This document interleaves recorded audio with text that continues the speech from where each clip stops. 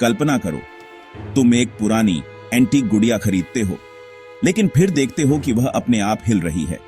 या फिर एक रहस्यमय लकड़ी के बक्से को खोलते हो और तुम्हें बुरे सपने आने लगते हैं और अजीब फुसफुसाहट सुनाई देती है। इतिहास गवाह है, कुछ वस्तुएं त्रासदी, मृत्यु और अपसामान्य गतिविधियों से जुड़ी होती हैं। क्या ये महज संयोग हैं या इन कलाकृतियों पर वास्तव में एक भयानक अभिशाप है? नमस्ते दोस्तों, मैं शोभो भाव और इस वीडियो में हम ऐसी ही कुछ भूतिया वस्तुओं के बारे में जानेंगे जो अपने साथ दुर्भाग्य लाती हैं। हम उन कहानियों को उजागर करेंगे जो सदियों से चली आ रही हैं। उन लोगों के अनुभवों को सुनेंगे जिन्होंने इन वस्तुओं का सामना किया, और इस बात की तह तक जाने की कोशिश करेंगे कि क्या ये वस्तुएं वास्तव में अलौकिक शक्तियों से ग्रस्त हैं। क्या तुम तैयार हो इस डरावनी यात्रा के लिए? तो मेरे साथ आओ और साथ मिलकर हम इस रहस्यमय दुनिया के अंधेरे कोनों का पता लगाएंगे। हमारी पहली कहानी हमें ले जाती है कनेक्टिकट के एक छोटे से शहर में, जहां एक साधारण सी दिखने वाली गुड़िया अपने पीछे दहशत और रहस्य का एक भयानक इतिहास छोड़ गई। यह कहानी है अन्नाबेले की, एक रैगडियन गुड़िया जिसे देखने में तो कोई खतरा नहीं लगता, लेकिन माना जाता है कि यह एक दुष्ट इकाई द्वारा पीड़ित है। कहानी 1970 के दशक में शुरू होती है, जब एक नर्सिंग छात्रा को यह गुड़िया एक एंटीक स्टोर से उपहार में मिली थी।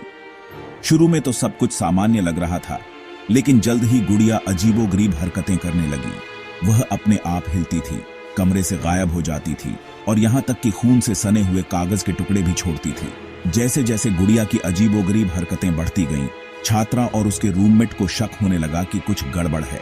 उन्होंने एक माध्यम से संपर्क किया, जिसने उन्हें बताया कि गुड़िया एक अन्नाबेले हिगिंस नाम की एक छोटी लड़की की आत्मा से ग्रस्त है, जिसकी उस जगह पर मृत्यु हो गई थी जहां अपार्टमेंट बनाया गया था।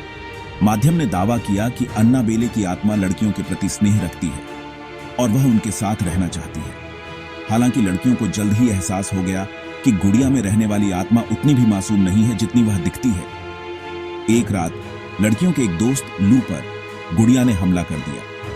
लू उस समय सोफे पर सो रहा था जब वह अचानक जाग गया और खुद को गुड़िया द्वारा गला घोंटे जाने के कारण हांफता हुआ पाया।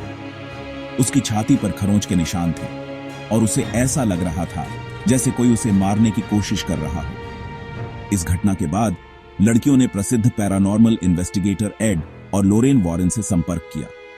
वॉरेन ने तुरंत पहचान लिया कि गुड़िया किसी बच्चे की आत्मा से ग्रस्त नहीं है, बल्कि एक दुष्ट इकाई है जो अन्नाबेले के रूप में खुद को छिपा रही है ताकि सहानुभूति हासिल कर सके और अंततः उनके शरीर पर कब्जा कर सके। वॉरेन ने गुड़िया को अपने साथ ले लिया और उसे अपने घर में एक खास कांच के बक्से में बंद करके रख दिया, जहां वह आज भी रहती है। गुड़िया को छूने या परेशान करने से मनाही है, क्योंकि माना जाता है कि इससे दुर्भाग्य आएगा। अन्नाबेले की कहानी ने दुनिया भर में लोगों को भयभीत और आकर्षित किया है। यह इस बात का प्रमाण है कि सबसे सामान्य दिखने वाली वस्तुएं भी अंधेरे और भयानक रहस्यों को छिपा सकती हैं। हमारी अगली कहानी हमें ले जाती है एक प्राचीन और भयानक कलाकृति की दुनिया में, एक ऐसी वस्तु जो अपने साथ एक अकथनीय भय और पीड़ा का भार लेकर चलती है। यह कहानी है डिब्बुक बॉक्स की, एक साधारण दिखने वाला वाइन बॉक्स, जिसके बारे में माना जाता है कि यह एक दुष्ट आत्मा का घर है, जिसे डिब्बुक के नाम से जाना जाता है, जो यहूदी पौराणिक कथाओं के अनुसार एक बेचैन और द्वेषपूर्ण भावना है जो जीवितों को पीड़ित करने के लिए जुनूनी है।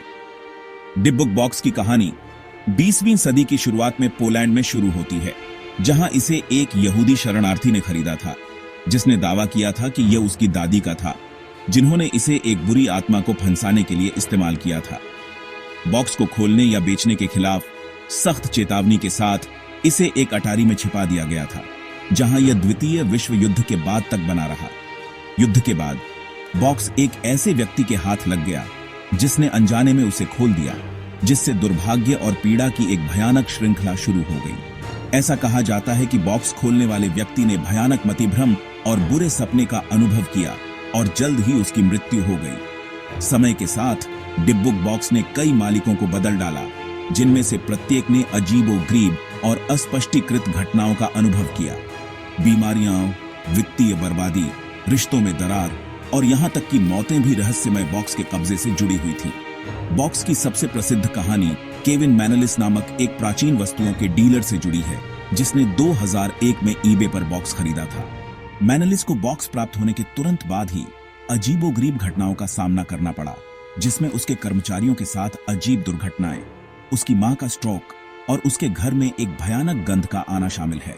मैनलिस ने बॉक्स के इतिहास के बारे में जानने के बाद उसने इसे रब्बी को देने की कोशिश की, लेकिन उसे मना कर दिया गया।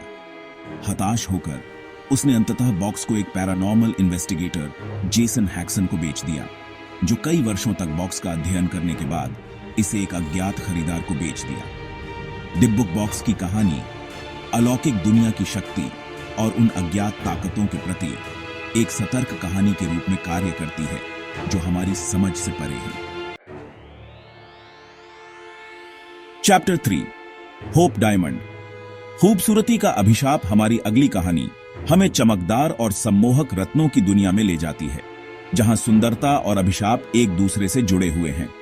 यह कहानी है होप डायमंड की, एक शानदार नीला हीरा जो अपने आकार और चमक के लिए प्रसिद्ध है, लेकिन सदियों से इसके साथ जुड़ी त्रासदी और दुर्भाग्य की एक भयानक कहानी भी है।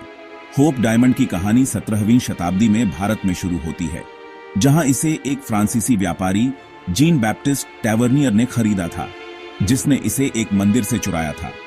ऐसा कहा जाता है कि हीरा मूल रूप से एक हिंदू देवी की मूर्ति की आंख थी और इसे चुराने से एक शक्तिशाली अभिशाप लग गया था। टैवर्नियर फ्रांस लौटने के तुरंत बाद ही मर गया, कथित तौर पर जंगली कुत्तों द्वारा फाड़ दिया गया था।